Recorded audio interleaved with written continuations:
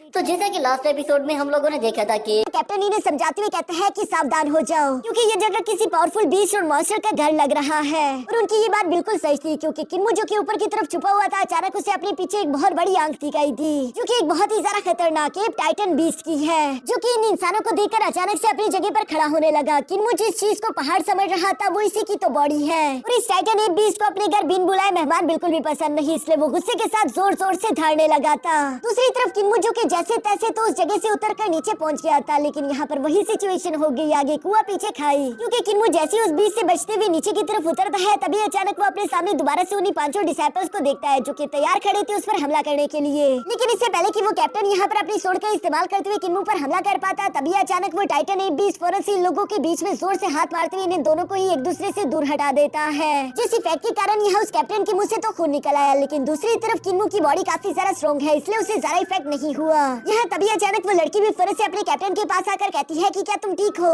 जिस पर वो लड़का जवाब देते हुए कहता है कि हाँ मैं ठीक हूँ, लेकिन ऐसा लगता है कि इस जगह का मालिक यही डिमोनिक टाइटन एप बीस्ट है, जो कि काफी ज्यादा गुस्से में इन लोगों पर भड़कते हुए इन लोगों को यहाँ से जाने के लिए बोल रहा था। दूसरी तरफ कैप्टन भी इस बात को अच्छे से जानता है कि हम सब लोग मिलकर भी इस एप को तो नहीं हरा सकते, जिस पर उसका साथी जवाब देते हुए कहता है फिर हम लोग क्या करें, क्या हम उस डेविल बॉय को यूं ही छोड़कर चले जाएंगे। ये सुनकर कैप्टन के साथी मौजूद वो लड़की उसे जवाब देते हुए कहती है कि मुझे तो लगता है कि अब तक वो डेविल बॉय मर चुका होगा, क्योंकि इस डिमोनिक एप के लास्ट अटैक की वजह से तो कैप्टन तक के मुंह से खून निकल आया। वो लड़का तो हो ही नहीं सकता कि वो इस अटैक को सर्वाइव कर पाया हो। जो सुनकर वो बड़ा सा डिमोनिक एप बीस्ट भी यहाँ पर किन्मो को चेक करने की कोशिश करता है, जहाँ पर किन्मो पहले तो मरने की एक्टिंग कर रहा था, जो देखकर उस डिमोनिक एप बीस्ट को काफी ज्यादा बुरा लगता है, और वो इन लोगों से कहता है कि चलो अब ये लड़का मारा गया, अब यहाँ से दफा हो जाओ। फिर दूसरी तरफ वो लड़की यहाँ पर किन्मो को देखकर समझ गई थी कि ये मरा नहीं बल्कि ये एक्टिंग कर रहा है, इसलिए वो इसके बारे में जैसे ही डिमोनिक एप बीस्ट को बताने लगी, तभी अचानक किन्मो तेजी के साथ मूव करते वहाँ से भागने लगा, जो देखकर वो डिमोनिक एप बीस्ट भी धोखे की वजह से किन्मो पर हमला करना शुरू कर देता है। पर तभी अचानक हम देखते हैं कि किन्मो ने एक अजीब सी साइलेंट विसल बजाना शुरू कर दी, जो कि उसे पिछले डियर बीस्ट की मेमोरी से मिली थी। इस विसल को सुनकर हम देखते हैं कि वहाँ पर सेम एक डियर बीस्ट आ जाती है, जो कि आते साथ ही खून के आंसू रोना शुरू कर देती है। साथ ही साथ उसने भी साइलेंट विसल करना शुरू कर दिया, और वो डिमोनिक एप बियर को सब कुछ बता देती है कि कैसे इन लोगों ने मेरी झुंड को खत्म कर दिया।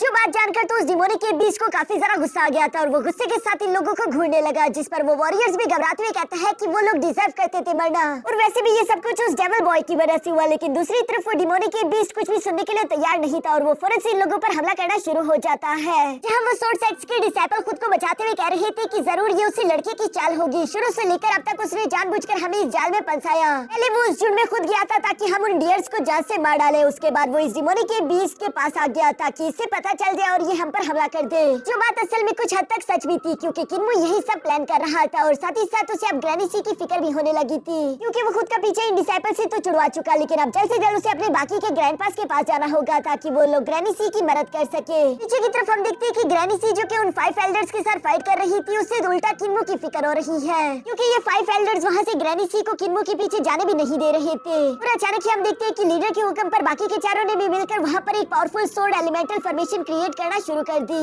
जिसके इस्तेमाल करते हुए इन लोगों ने अपने मल्टीपल सोर्ड्स का इस्तेमाल करते हुए ग्रैनी सी पर हमला करना शुरू कर दिया। ग्रैनी सी भी दूसरी तरफ अपनी नीडल टेक्निक का इस्तेमाल करते हुए उनमें से कई सारे अटैक्स को तो ब्लॉक कर लेती है, पर चूंकि वो काफी ज्यादा थक चुकी थी, इसलिए अचानक ही हम देखते हैं कि कुछ सोर्ड्स उनका सीना चीरते हुए अचानक से उनकी बॉडी के आर पार हो गए, जो देखकर तो वो 5 एल्डर्स बहुत ही ज्यादा खुश हो जाते हैं कि आखिरकार हमने कर दिखाया। पर अचानक ही उन लोगों को एक बहुत ही बड़ा झटका लगा, क्योंकि वो तो सिर्फ एक जाल था जो कि ग्रैनी सी ने इन लोगों के लिए बचाया है। असली ग्रैनी सी तो तेजी के साथ इन सब लोगों के पीछे बहुत ही फास्टली मूव करते हुए इन पर अपने नीडल अटैक चल देती है, जिसका इस्तेमाल करते हुए इन 5 एल्डर्स को हवा में लटका देती है। यहाँ पर उनका लीडर सवाल करते हुए कहता है कि आखिर तुमने ये कैसे किया, तुम तो सच में एक डिमोनिक कल्ट की लेडी हो जिसने जानबूझकर शुरू में खुद को कमजोर दिखाया, और जैसे हमें लगा कि हम जीत गए, तभी तुमने पूरी की पूरी बाजी पलट दी और हमें अपनी जाल में फंसा लिया। जो सुनकर ग्रैनी सी धीरे धीरे उसी लीडर की तरफ बढ़ते हुए कह रही थी कि बहुत अरसा हो गया मैंने किसी इंसान की स्किन से कपड़े नहीं बनाए, लेकिन लगता है कि आज मुझे मौका मिल ही जाएगा। जो सब कहते हुए ग्रैनी सी अपने सीजर को लेकर जैसे उस लीडर के पास आई, अचानक हम देखते हैं कि उसने अपने मुंह में एक ट्रेजर छुपा कर रखा हुआ था, जिसका इस्तेमाल करते हुए फौरन से ग्रैनी सी पर हमला कर देता है।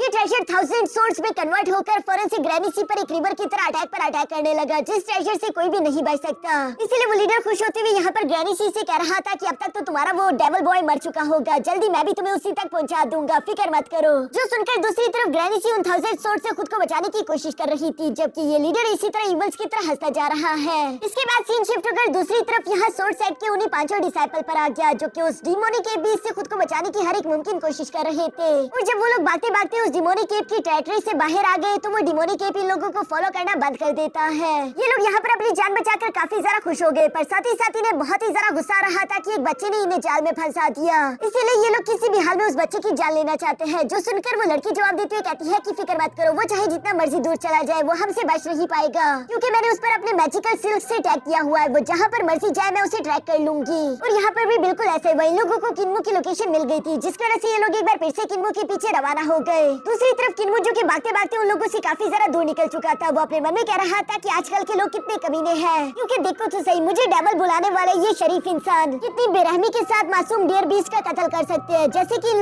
लोगों को कोई भी फर्क नहीं पड़ता। ये सब सोचते हुए अचानक से किन्मू के सामने एक बहुत बड़ा फ्लाइंग बीस्ट आ जाता है, जो कि फिलहाल उड़ने की तैयारी कर रहा था क्योंकि अंधेरा होने वाला है। जो देखकर दूसरी तरफ किन्मू ने भी फौरन से उसी बीस्ट को फॉलो करना शुरू कर दिया और भागते भागते वो अपने मन में सोचता है कि ये बिल्कुल भी अच्छा नहीं हुआ। उन पांचों के साथ उलझते हुए मुझे काफी ज्यादा समय लग गया, अब मैं रात होने से पहले अपने विलेज में नहीं पहुंच पाऊंगा। और ये सब कहते हुए अचानक से उसे अपनी ग्रैनी सी की बातें याद आ गई, जहाँ ग्रैनी सी ने किन्मू से कहा था कि कभी भी अंधेरे में रात को बाहर मत निकलना। हमारे विलेज को तो ये स्टोन स्टैचूज प्रोटेक्ट कर रहे हैं, लेकिन फिर भी अगर गलती से तुम किसी दिन बाहर रह जाओ और तुम्हारे पास इतना वक्त ना हो कि तुम वापस विलेज आ सको, तो वहाँ पर तुम्हें जो भी बीस्ट दिखाई दिए उन बीस्ट को फॉलो कर लेना, क्योंकि डाजू कॉन्टिनेंट में जितने भी बीस्ट है उन्हें पता है कि रात को उन्हें सर्वाइव करने के लिए किस रेलिक में जाना होगा। तुम भी उन बीस्ट को फॉलो करते उन्हीं रेलिक्स में जा सकते हो, क्योंकि वहाँ भी बिल्कुल हमारे विलेज की तरह स्टोन स्टैचूज होंगे जो कि उन्हें डार्कनेस से प्रोटेक्ट करते हैं। जो सारी बातें किन्मू ने याद कर ली थी और यहाँ आज के दिन यही बातें किन्मू के काम आने वाली है, क्योंकि वो देख पा रहा था कि अंधेरा होने की वजह से कई सारे बीस्ट उसी रेलिक की तरफ बढ़ रहे हैं, जो कि इन लोगों का हाइस, लेकिन वो भी इन लोगों के पीछे पीछे जाने लगा।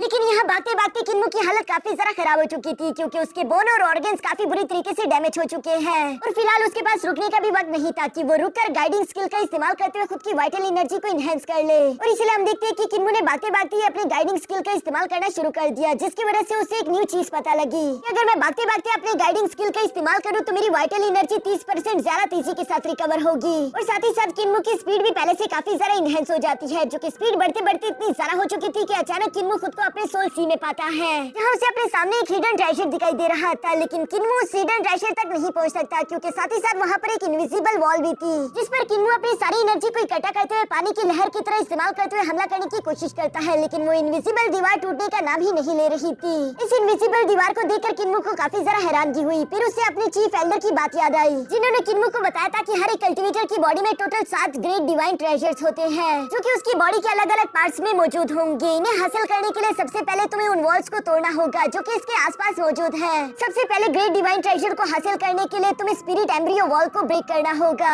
जो कि तुम्हारे फोरहेड में मौजूद है। लेकिन किन्मू उस इनविजिबल वॉल को ब्रेक नहीं कर पा रहा था और अचानक ही हम देखते हैं कि वहाँ पर एक अजीब सा मंत्र पढ़ने शुरू हो गया, जिन मंत्रों वाली आवाजों की वजह से किन्मू की सोल सी अजीब से रिएक्ट कर रही थी। किन्मू खुद भी हैरान होकर यही सोच रहा था कि आखिर ये आवाजें है क्या और यहाँ पर ये सब चल क्या रहा है। इसके बाद सीन शिफ्ट होकर पीछे की तरफ मौजूद ग्रैनी सी पर भी आ जाता है, जहाँ पर हम देखते हैं कि उसने अपनी सीजर का इस्तेमाल करते हुए पूरे 6832 सोर्स को तोड़ दिया था, जो देखकर तो सोर्स साइड के एल्डर को बिल्कुल भी अपनी आंखों पर यकीन नहीं आ रहा था। वो कहता है कि ये बिल्कुल इम्पॉसिबल है, इतनी क्लोज रेंज में इतनी सारी सोर्स को डॉज करना और साथ ही साथ उन्हें तोड़ना। डाजू कॉन्टिनेंट में ऐसा कोई भी नहीं जो ये काम कर पाया। आखिर बताओ कि तुम हो कौन। यहाँ पर उस लीडर की एक सोर्ड तो ग्रैनी सी की पीठ में लग चुकी थी, जिसे ग्रैनी सी जब हटाने की कोशिश करती है तो उसके अंदर से हवा निकलने लगी। इसीलिए वो एल्डर समझ जाते हैं कि अच्छा, यानी कि ये तुम्हारी असली बॉडी नहीं है बल्कि तुमने किसी और की स्किन पहन रखी है। जबकि साथ ही साथ हमें ग्रैनी सी की बदलती हुई आवाज भी सुनाई दी, जो कि एक जवान लड़की की लग रही थी। जिस आवाज को पहचानते हुए वो लीडर सरप्राइज होकर कहता है कि नहीं, ये नहीं हो सकता, क्या तुम डीमन क्लैन की क्वीन हो। जिस पर दूसरी तरफ ग्रैनी सी गुस्सा होकर जवाब देते हुए कहती है कि तुम लोगों ने मेरे कपड़े खराब कर दिए, और ये कहती वो अपनी नीडल टेक्निक का इस्तेमाल करते हुए उन लोगों के टुकड़े टुकड़े कर देती है।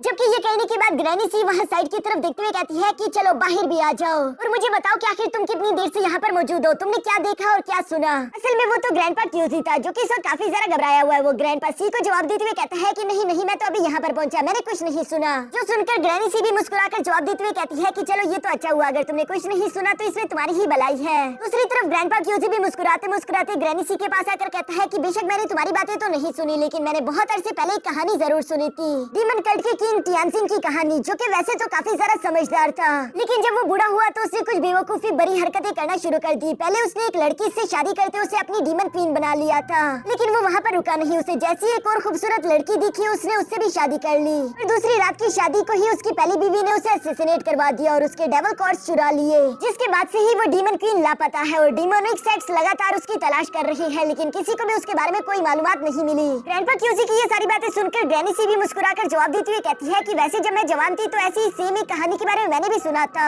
वो एक सबसे महान चोर की कहानी थी जो कि बहुत ही ज्यादा तेज था। उसने खुद की लेग्स को इतना हार्डली ट्रेन किया था कि वो गॉड्स के लेवल पर पहुंच जाए। वैसे तो उसकी रफ्तार को कोई भी मैच नहीं कर सकता था, लेकिन एक दिन उसने एम्परर की यांग किंगडम डिस्क चुराने की कोशिश करी और ये बात जब एम्परर को मालूम हुई तो उसने धोखे से उस आदमी को पकड़कर उसकी एक गॉडली लेग काट डाली। लेकिन वो चोर रुका नहीं, बल्कि वो वहाँ से कैसे तैसे खुद की जान बचाकर निकल गया और साथ ही साथ एम्परर की डिस्क ऑफ यांग भी गायब की। मैंने सुना कि उस चोर की वो लेग अभी भी एम्परर के पास है। वो इंतजार कर रहा है कि कब वो चोर उसे दोबारा मिले ताकि वो उसकी लेग उसे वापस कर सके। जो सब कहते हुए ग्रैनी सी वहाँ से धीरे धीरे जाने लगी, इसलिए मास्टर क्यूजी वहाँ उसके पास आते हुए कहता है कि देखो देखो, हम सबके कुछ न कुछ तो राज है, लेकिन हम चूंकि एक ही विलेज से बिलोंग करते हैं इसलिए हमें एक दूसरे का ख्याल रखना चाहिए। और फिक्र मत करो, आज के बाद से मैं अंधा भी हूँ और मैं बोल भी नहीं सकता, मेरा मुंह हमेशा बंद रहेगा, मैं कसम खाता हूँ। दूसरी तरफ ग्रैनी सी उससे कहती है कि अपनी बकवास करना बंद करो, मैं सिर्फ चाहती हूँ कि किन्मो को मेरे इस राज के बारे में पता ना चले। वैसे किन्मो को ही मैंने बेचा था ताकि वो तुम्हें बुला सके। इस वक्त वो है कहाँ पर? जो सुनकर तो ग्रैंडपा क्यूजी कहता है कि तुमने क्या कहा? किन्मो की मुलाकात तो मुझसे नहीं हुई, मुझे तो बस फाइटिंग का शोर शराबा दिखाई दिया, इसलिए मैं जितना तेजी के साथ हो सके वहाँ से भागता हुआ फौरन यहाँ पर आ गया। ये सुनकर तो ग्रैंडपा क्यूजी और ग्रैनी सी दोनों ही किन्मो के लिए काफी ज्यादा परेशान हो गए थे कि वो अभी तक विलेज नहीं पहुंचा और रात भी होने वाली है, इसलिए वो लोग तेजी के साथ वहाँ से भागने लगे। दूसरी तरफ सीन शिफ्ट होकर यहाँ किन्मो पर आ गया, जो कि बेशक अपने सोल सी के अंदर मौजूद स्पिरिट एम्ब्रियो वॉल को ब्रेक करने में तो नाकामयाब रहा, लेकिन इसके बावजूद भी वो तेजी के साथ वहाँ से भागता भागता उसी सेफ लोकेशन